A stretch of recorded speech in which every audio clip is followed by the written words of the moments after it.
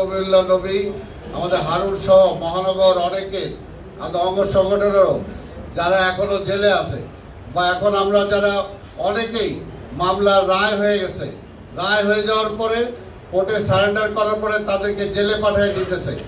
এইটার প্রতিবাদ জানানোর জন্যই আমরা একটা 26 তারিখ আমরা একটা প্রতিবাদ সমাবেশ আমরা দিয়েছিলাম এখানে।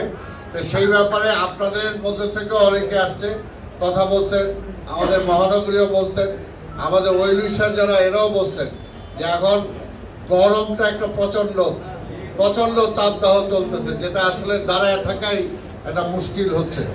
এই কারণে আমরা আপনাদের সবার আগে আমরা মহানগরী বসছিলাম অঙ্গ সংগঠন সহ, সেখানে আমরা আলোচনা করছি যে আমরা প্রোগ্রাম আমাদের ঠিক থাকবে, তবে আমরা কয়েকটা দিন পিছাই দিব।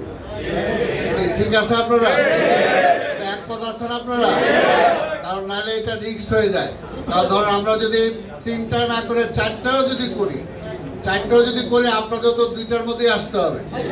তারপরে আবার দেখা গেল আমরা মিছিল করবো। মেইনলি আমাদের প্রোগ্রামটাই ছিল সমবেত হয়ে 2-1 বক্তব্য দেওয়ার পরে আমরা একটা মিছিল করব।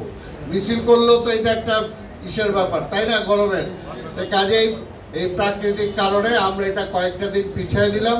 প্রোগ্রাম আমাদের ঠিক থাকবে এবং আমরা এটার পরে আমাদের অঙ্গ সংগঠন যারা আছেন আপনারা একটু আমরা তো জয়েন করবার আমরা মহানগরী বসছি, অঙ্গ সংগঠন সবাই সেই সময় ছিল না।